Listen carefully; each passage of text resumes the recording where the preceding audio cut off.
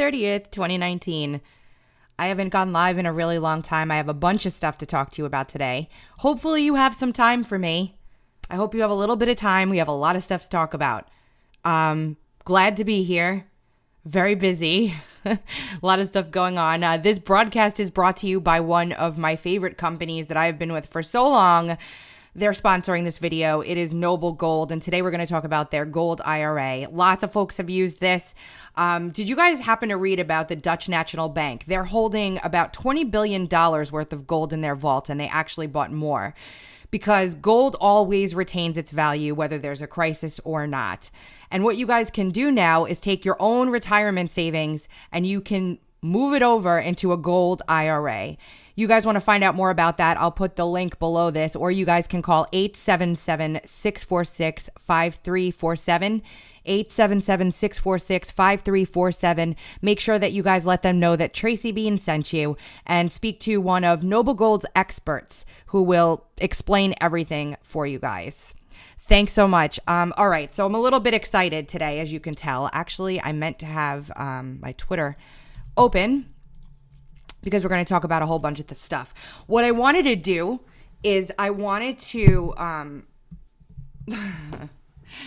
wow, Jeff Carlson just put up a tweet of something that I've been talking about on every radio show that I've been on over the past couple days, which is that John Durham was doing a criminal investigation a year, at least October of 2018, likely much earlier than that. So this is a brand new criminal investigation thing is just way outside of pocket, and I've been talking about this for days, so it's good to see Jeff also reaffirming that, and I think Brian did a thread on it this morning as well. So here's the deal. I have been doing interviews, which I'm just ridiculously blessed. You can catch them all on the website, uncoverdc.com, and then there's a whole media section. I've been doing interviews about the General Flynn case because it is something that I've studied very closely, as well as the story that I broke about William Taylor being connected to George Soros in Ukraine. And we're going to take a look at a whole bunch of other stuff as well. But I wanted to first talk about the Flynn case, General Flynn's case. Now, I know that I've done several reviews of this. Where I've gone over what happened and when it happened. I've done it on the podcast several times too. So I just want to start the calendar from when Sidney Powell, the amazing powerhouse attorney, just did her first filing where she asked for the Brady material that she claims she wasn't provided. So she puts a filing out where there's a list of, I don't know, it's probably like 45 or so things that she wants that the government hasn't given her, or Flynn, or General Flynn. And so the government responds by the deadline and says, we're not giving you any of that stuff. You don't deserve it. You pled guilty. Once you pled guilty, you no longer have claim to this. Besides, we already showed you guys everything you needed to see before General Flynn pled guilty, and you just didn't care. You didn't take it into consideration, whatever. And supposedly, they had showed General Flynn and his counsel the text messages from Peter Strzok and Lisa Page, and those text messages showed the bias between, of Strzok and Page. Now, listen, here's the deal. In this, I don't want to skip ahead, but in this latest filing, Mrs. Powell saying that never happened. If you remember, the government bragged about how they provided 20,000 pages of information to counsel, and that's, it's extensive, the Brady production. Well, newsflash, when you provide 20,000 pages to somebody, 9 times out of 10, it's not because you're trying to give them everything. It's because you're trying to give them everything that doesn't matter so that they are bogged down in this overwhelming document production and can't find things that they need. Typical tactic in discovery, or in Brady even. And so the government responds and says, oh, too bad, so sad. You're not allowed to have any of that stuff. Sorry, that ship has sailed. You are just completely out of luck. And then a couple days went by and Sidney Powell gets to respond, and she does.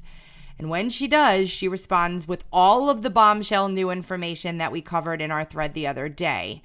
Let me see which I know I'm on the right track with, because I was honored that Mrs. Powell herself retweeted it. So I'm just going to look for it right now. But there was a whole, here we go. There was an entirely, it was stunning. This brief was stunning. There was so much information in here. We learned so many things. We learned that the 302s were edited. Now, very carefully here, because Sidney Powell's not asserting that it was Lisa Page who changed the context of these 302s. It was Lisa Page who texted Peter Strzok and recently obtained text messages that had not been available previously and were not provided by the government. It was uncovered that Lisa Page did in fact edit the 302s of Peter Strzok because she was asked to do it by Peter Strzok. Sidney Powell doesn't make the claim that she edited it to take the words out, to change the context, to change the meaning. She just says Lisa Page is admitting to editing these. In this filing, there is a massive attachment section where there are several attachments. One of the attachments is a 302 from an interview in October of 2018 where Lisa Page is being interviewed about this. And she pretends that she has, she says she doesn't remember doing anything like that. She's confronted with the information and she reneges and says, oh yeah, it was probably just for grammar and blah, blah, blah, blah, blah. What I found more telling was that in 2018, in October, she was being interviewed by the FBI and there's a documented 302 of her interview. So that was something for me to keep in mind. Outside of that, the claim is made in this filing by Ms. Powell, who asks the court to dismiss the charges outright and also to hold these attorneys from the government in criminal contempt of court, that the memo that Andrew McCabe claims to, he wrote a memo after he got off the phone with General Flynn asking for the FBI agents to come over and interview him. This is the same meeting that James Comey bragged about on television, which is also included in this filing as well. When that happens, Andrew McCabe writes a memo as soon as he gets off the phone. And in his memo, he tells whoever's going to be reading these things that he had told General Flynn that he doesn't have to worry about getting the White House counsel involved. It's not going to be all that serious. It's just going to be a quick phone call or interview. Well, what Sidney Powell's saying is that never happened. He was lying in that memo.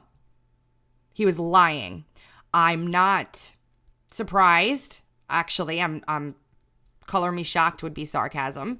But there's another thing. So not only did that not happen, but again, General Flynn was completely entrapped into this interview when Peter Strzok and the other agent who we know is Joseph Pientka, who was also involved in the mid-year exam, as well as he was the handler, I believe, for Bruce Orr dealing with Christopher Steele. So his name is still being redacted from all of this stuff.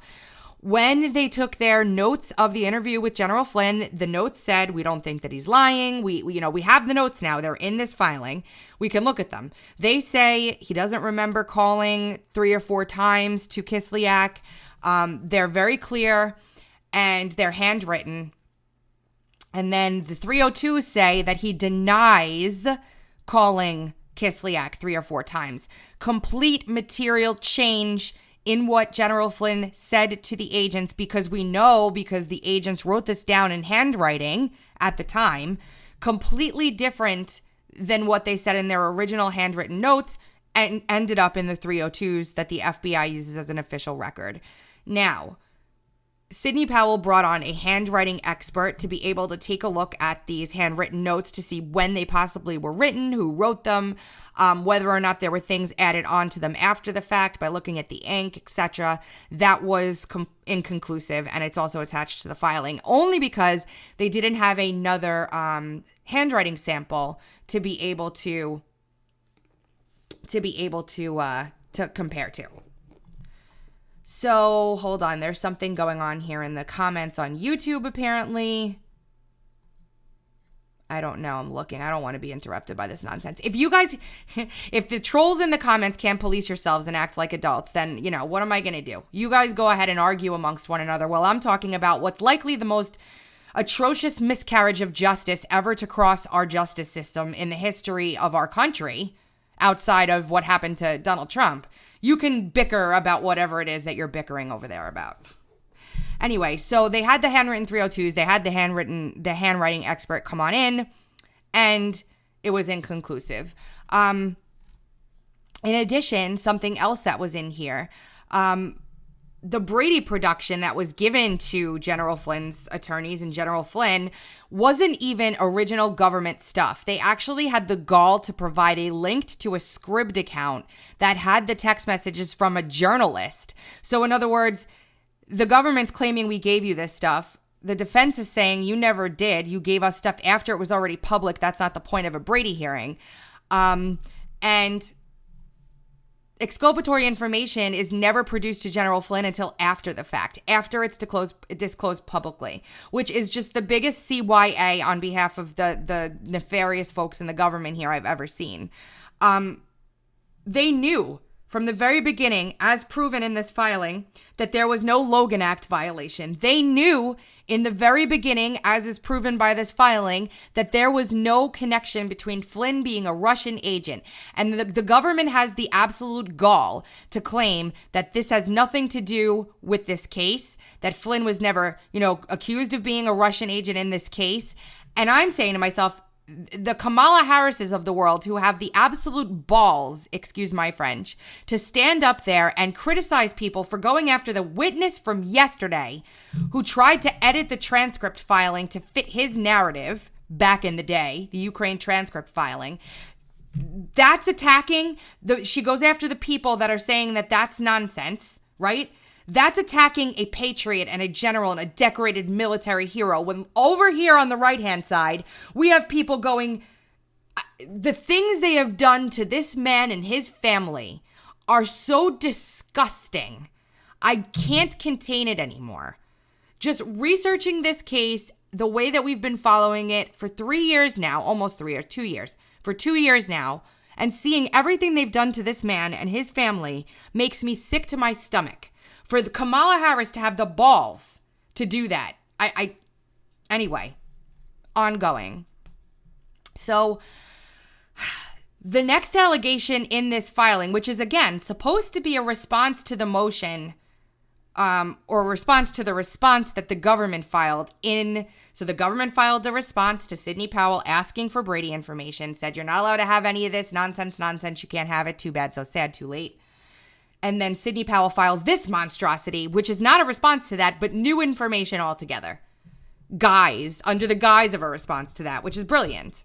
So she files all this stuff. She gets all this stuff out there. She says that there is circumstantial evidence to suggest that the DOJ massaged the press and worked with the press to hold the existence of the Strzok and Page text messages internally and not report on them, even though they were waiting to, until the day after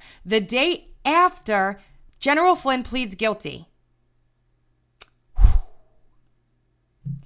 Another huge one here is that the Brady violations by the government suppressed evidence of Fourth Amendment defenses to privacy that General Flynn was entitled to pursue, especially if the evidence shows government misconduct.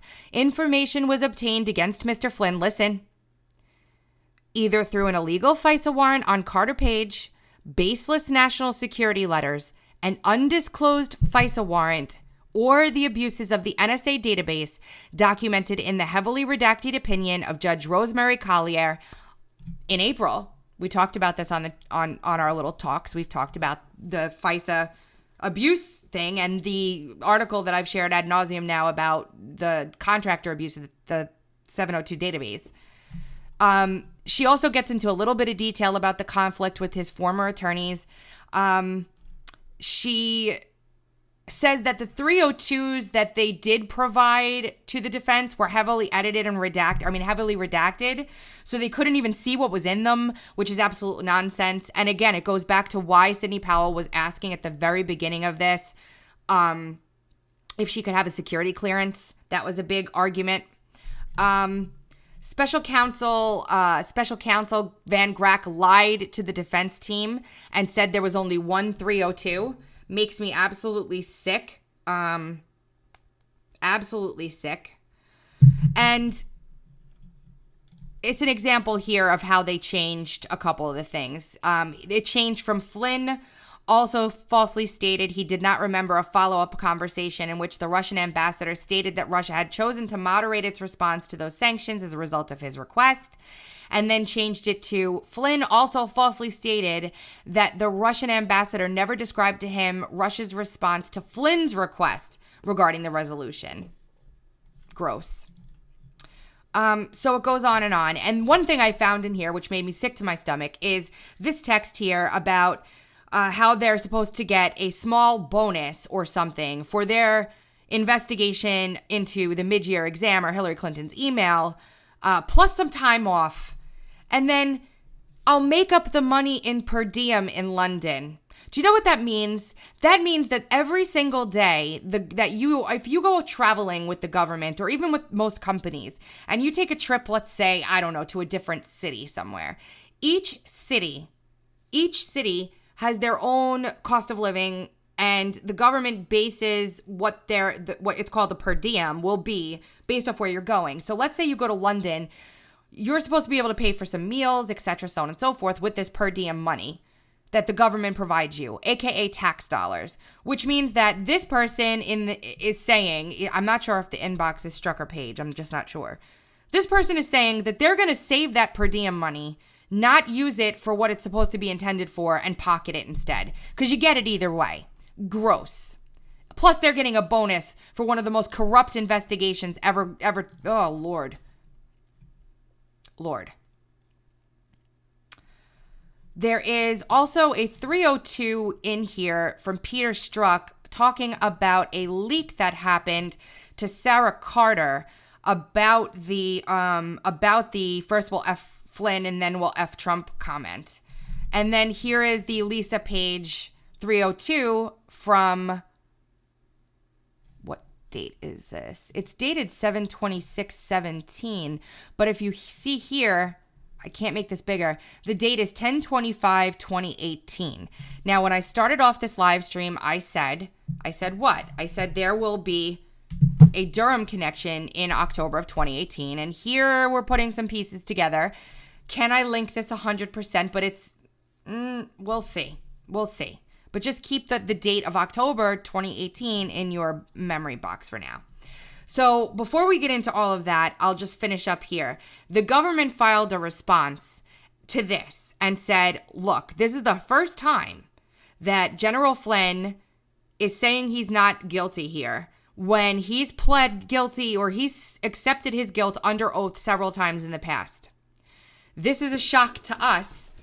We need to be able to respond to this before, because the judge canceled the hearing. There's a hearing supposed to be on Thursday of next week. The judge canceled it in light of the stuff that was presented to him today or over the past couple days. The government's saying, I want to be able to respond to that. And we'll do it within a day.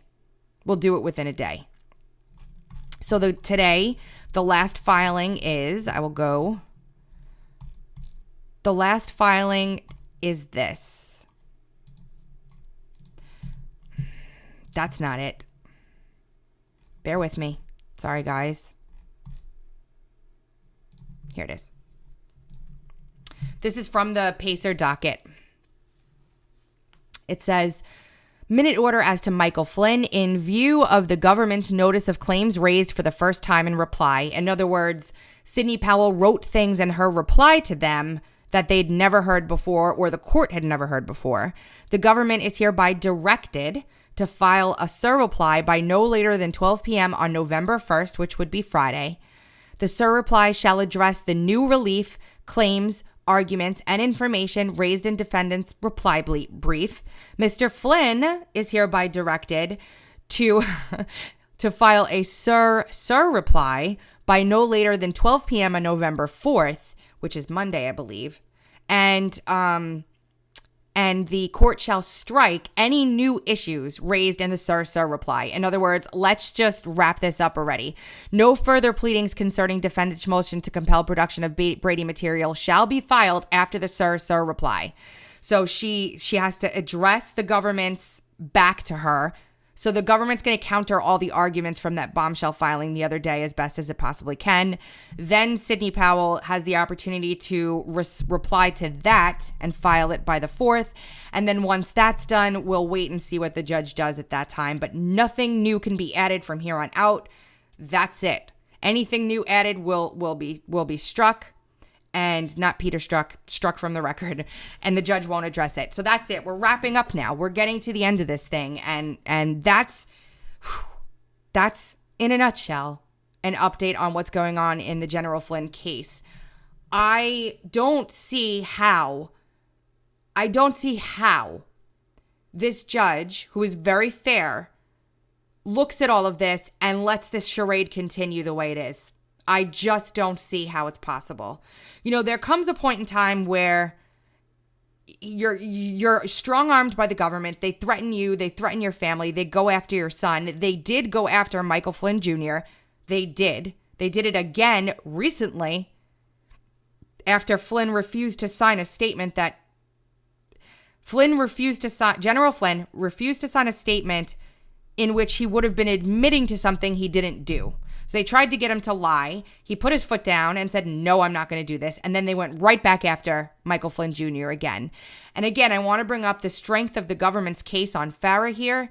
They took this case to court against General Flynn's business partner. The jury, the wonderfully fair jury in Washington, D.C., I believe is where the case was, came back with a guilty verdict against this man. The judge in the case was so... The evidence that that the prosecution presented was so weak that the judge vacated the charges in a criminal case. Just think about that. So General Flynn, who did absolutely nothing wrong and was made a target by a rogue, dark power establishment running amok, is horrible. And this idiot from yesterday who wore his military uniform into this hearing where he was instructed by Adam Schiff he can't answer certain questions, that guy is the pillar of everything right and just in the world because he won a Purple Heart. I'm sorry. Enough is enough. Now, the next thing that I wanted to get into with you today, information packed on this stream today. The next thing is a lot of people are floating things around. They're floating things around about the Andrew McCabe thing. So there was a night where Jason Shavitz was filling in for Sean Hannity, and I think it was Friday, and he reported that Andrew McCabe had dropped his wrongful termination lawsuit against the government. And I tweeted that. Then he came back after 20 minutes or so and corrected that reporting to say that he had just dismissed the case or dropped the case in FOIA. And I've seen a lot of misinformation and incorrect stuff floating around on the internet about this. So I just wanted to do a quick explanation for you guys. If you go into Pacer and you look at the docket of the FOIA case, which you can find, it's hard to find. You can find the FOIA case in... Hold on. Bear with me.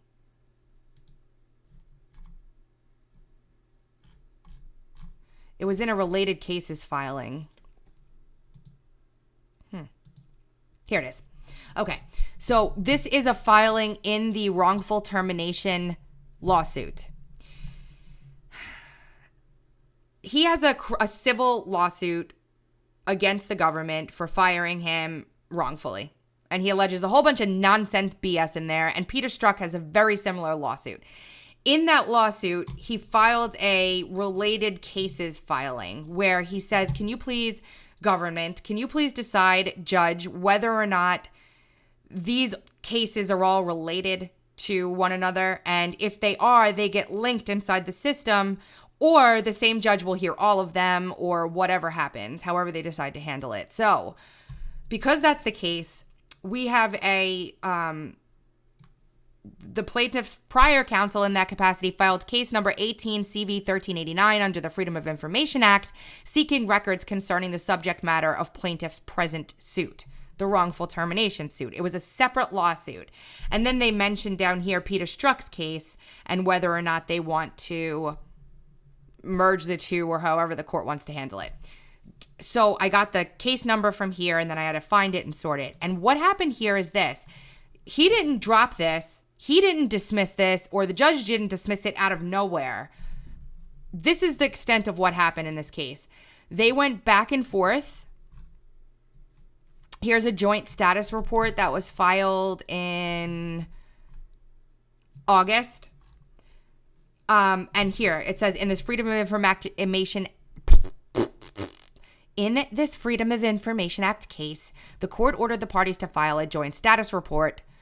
Processing of pages marked for consultation has been completed. The Office of Inspector General has produced all responsive, non-exempt records subject to the FOIA. In other words, he sued the Inspector General and the FBI for these records. Okay? And what happened here is the OIG has provided all responsive records that are not exempt, which would probably mean anything being used in a criminal investigation, subject to the FOIA request that they put in. Similarly, processing of referred documents has concluded, and all responsive non-exempt records subject to the FOIA have been produced. OIG has otherwise completed its processing of the request and has produced all responsive non-exempt records subject to FOIA. In accordance with the minute order, plaintiff will move for summary judgment on his claims against the FBI in conjunction with any summary judgment briefing on plaintiff claims against the OIG. Then he asks for more time to decide whether or not he's going to need more in the FOIA case, because I'm assuming he's going to try and go through discovery in the civil case and see. So that gets done. That goes in. That means that the government produced documents to Andrew McCabe under this FOIA lawsuit. Then we get this filing in October, 10/25, just 5 days ago. As to the FBI, the parties hereby stipulate to the dismissal of this action, meaning they agreed to it together without prejudice under the Federal Rule of Civil Procedure. As to the Department of Justice, OIG, the parties hereby stipulate to the dismissal of this action with prejudice. Each side will bear its own fees and costs. So he's allowed to bring this same FOIA suit back up against the FBI, but he is not allowed to sue in the same way the OIG because it was dismissed with prejudice. So in other words, he didn't drop this lawsuit and just like say, it's not worth it anymore. He got stuff and they decided to let it go moot. So anybody that's reporting anything otherwise just hasn't looked at the docket yet, and it's easy to make mistakes because this is really complicated. Without prejudice means that the suit can be brought again or it can be brought back. With prejudice means that the court will not hear it anymore.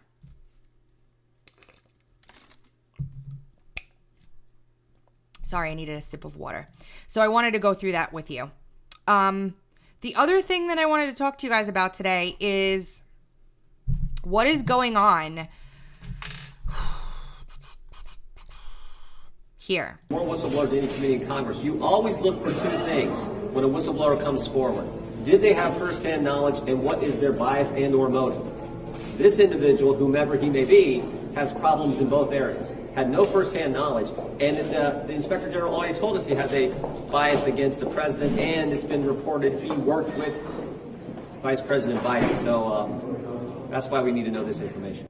The Oversight Committee probably deals with more. Now, listen, what's happening right now with this hearing is a frantic last-ditch effort to stop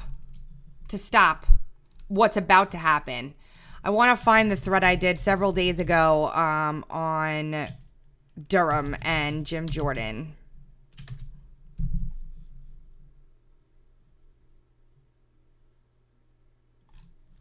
Hold on. Here it is. Okay. October 24th, Thursday, I did this thread. I just wanted to because this is when it came out that it came out that the Barr Durham investigation had all of a sudden become a criminal investigation. The New York Times was reporting, along with many others, that this Durham investigation began in May. This is a transcript of James Baker before the House Committee on 10/3/2018. Over a year ago. Jordan asks James Baker, former general counsel of the FBI, a question in regards to the Steele dossier and David Korn of Mother Jones, who was one of the first outlets to publish the nonsense dossier without publishing the dossier. In other words, BuzzFeed are a bunch of morons. Real quick, let me stop. Okay. All of these outlets, Yahoo, Mother Jones, the New York Times, all of them are reporting on the dossier way before the election, leading up to the election, after the election. They're just not stupid enough to publish the dossier bare like BuzzFeed did. And you see CNN go after BuzzFeed for publishing something like that because the plan was to have the media use the information in the dossier as the sources say, or information obtained, or secretive information. They go about it that way, and they wanted to bleed that thing dry for as long as possible. Bleed it dry, okay? What BuzzFeed did is get the documents from David Kramer. Do you know who David Kramer is, guys? I did a whole video on him in 2017. I believe it was right before New Year's Eve, about David Kramer, his ties to Russia, all kinds of work he'd done, whatever. David Kramer was at the McCain Institute, compadre of John McCain, very close with John McCain, worked with John McCain on this whole Spygate thing. However, that's not it.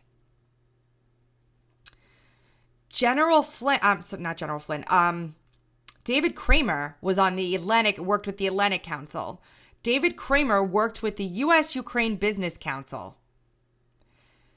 David Kramer presented all kinds of roundtables with somebody called William Taylor, what used to be the Democrats' star witness that released his 15-page opening statement rife with fourth-hand information to none other than the Washington Post.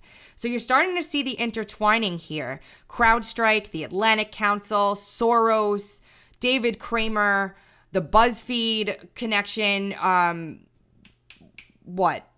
U.S.-Ukraine Business Council, William Taylor, who sat on the board of an NGO called EEF in Ukraine. You're starting to see this all interweave together, and you're starting to get a better picture about why all these freaking people are so desperate to keep this stuff quiet. So they were supposed to bleed the dossier dry and keep the narrative going for as long as possible, but Kramer brought this dossier, which he received, along with the December memo, which a lot of people don't remember, but there was an additional memo written by Steele after the election was over, not commissioned by Glenn Simpson, but commissioned by someone else who we haven't learned about yet. Or I'm wrong, not commissioned by anybody as far as my recollection. It was people coming to Christopher Steele, giving him more information in December of 2016 after the election. We learned from a court case in the UK where they were being sued. Steele was being sued. Orbis was being sued. That this information went to two people. It went to Glenn Simpson, encrypted, and it also went to David Kramer so that he could provide it to John McCain. So David Kramer takes this whole big dossier, walks on over to BuzzFeed, and Kramer claims that BuzzFeed, while he was in the men's room, took pictures of each of the pages of this dossier, and then when he came back, just hid all that. And then they published the entire dossier, which is why you see CNN yelling at BuzzFeed, you ruined everything, you freaking morons. Why didn't you stick to College Humor? I hope I'm making sense. I know there's a lot of information. I'm not impugning you in any way, shape, or form. I know it's a lot of info. So it's just, I'm like word vomiting. I'm sorry. Okay, so anyway, back to this. Jordan asks James Baker a question in regards to the Steele dossier and David Korn from Mother Jones. He was one of the first reporting and receiving info from Steele. The question is, okay, Jordan asks, did you talk to Mr. Korn about anything that the FBI was working on, specifically the now infamous Steele dossier? Mr. Levin, who's the attorney for Baker, says 1 second. They have a discussion off the record. They come back. His attorney, Baker's attorney, says, I'm sorry, I'm in a cut. I'm not going to let him answer this question right now. You may or may not know he's been the subject of a leak investigation, which is still a criminal leak investigation that's still actually at the Justice Department. It's active at the Justice Department. So I'm cutting off. And then Jordan says, can you speak more into the mic there? And makes Levin repeat it. And Levin says, I'm sorry, I'm cutting off any discussion about conversations with reporters. And Jordan's like, based on what? And Meadows chimes in and says, you're saying he's under criminal investigation? That's why you're not letting him answer?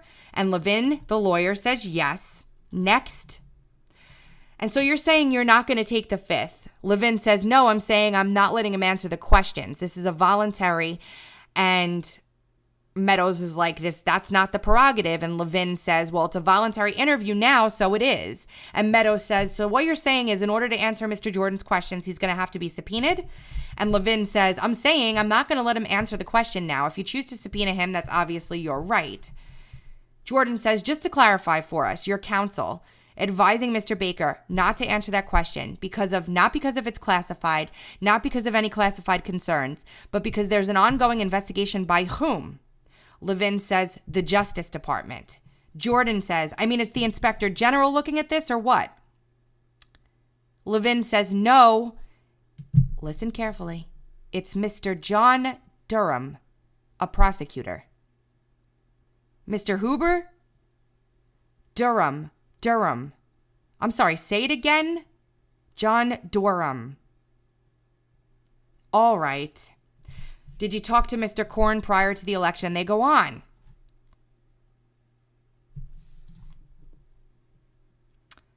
And then,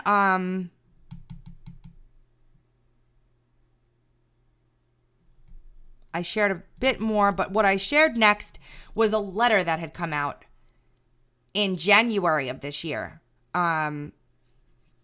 which is before we technically learned of anything. It was from the Oversight Committee, and I shared it on my Twitter here. Dear Mr. Durham, in October 2017, the House Committee on Judiciary and Oversight and Government Reform began investigating decision-making and actions at the DOJ and FBI in the context of the 2016 election, blah, blah, blah, blah, blah. They put in the transcribed interview excerpt right here of what was said. See? And then for a reason that I have still not been able to figure out, I still have not been able to figure out why in the hell Jim Jordan would have provided this letter to the public. We're writing to request additional information about your ongoing criminal investigation of James Baker, as disclosed to the committee by Mr. Baker's attorney.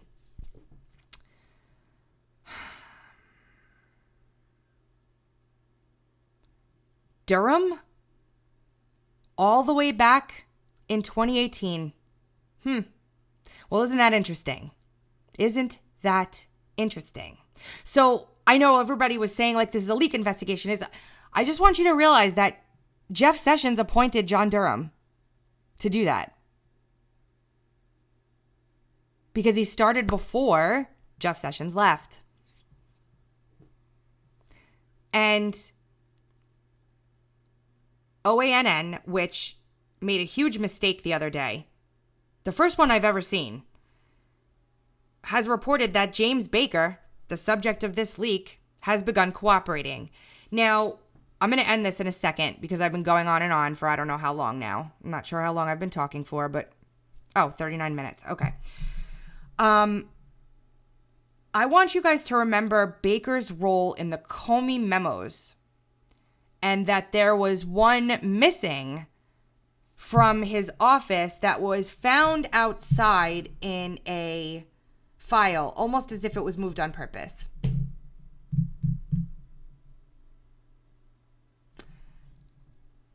I'm just letting that marinate for a second.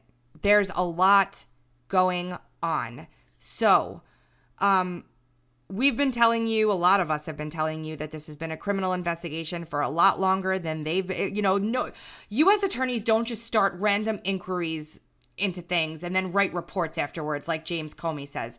And I dissected that clip of him on the podcast the other day and it made my head explode. Like, who the do you think you are, dude? You're a loser, okay? You're in deep doo-doo. Deep doo-doo. The Debbie Downers are in the comments too, I see. But it's okay. It doesn't matter. A lot of the things that, look, I'm not going to be right on everything. I'm going to be wrong. I'll probably be embarrassingly wrong on at least one or two things. Embarrassingly wrong. And I'm ready to take the heat for that. Like, I've been doing my best throughout this time to kind of show things to you as I see them with the evidence that I've used to come to those conclusions to get to the end goal, right? Which is what the hell is going on, because God knows they don't tell us. So we've been saying, a lot of us have been saying for a really long time that this has been a criminal investigation for a lot longer than they're letting on. And now we're starting to learn that it was. Like, there's absolutely no reason for them to suddenly announce they're doing a criminal investigation when the rule is to keep them secret. So I'm telling you, there's more going on here, which is why you're now seeing this vote. They are frantically trying to stop this. They're trying to stop the FISA report from being released. They're trying to stop accountability in the Justice Department. Comey is sending veiled threats at John Durham through his appearances at Politicon. And there's that. Real quick before I go, a couple things. Stick around with me for a second. I just have to get some business out of the way. Today on the podcast, which will come out in about an hour, I interviewed with Frank. We had Zach Voorhees on to talk about Google. We broke a story on the show today about cold fusion. I want everybody to try and listen to this podcast. It will likely blow your mind because it will blow your mind. In my opinion, it gets a little bit sciencey, but I'm telling you, you really don't want to miss the podcast. Secondly, please go to uncoverdc.com, which is streaming this live right now, and look at all the content that we have up. I have articles being posted every day. I have a staff of 7 writers now. This is growing, and it's growing because of you guys. I just want to let you know, I try not to consistently ask for funding on Twitter and socials and stuff like that. I say it at the end of my videos, and that's it. But seriously, guys, your contributions to what I'm doing are growing this brilliant, beautiful tree of truth in the middle of a forest that's barren with lies, and it's working. It really is. I'm blown away by what's happening. I'll have a lot more to say very soon. Please consider either going to my Patreon, because I invest in this company personally, obviously, at patreon.com/Tracybeanz with a Z. Or you can go to paypal.me/Tracybeanz or paypal.me/UncoverDC to give directly to Uncover DC. It helps to keep the lights on here and keep this thing growing the way it is, because I'm just blown away at how awesome this team of folks are. Thank you guys so much for everything. I hope this was an informative stream for you. I'm sorry I've been away for so long. Make sure to support our sponsors as well. Noble Gold helps as well. And I will probably be back really soon. I've got some things planned that I want to come back and chat with you guys about. I will see you soon. Thank you so much. I love all of you.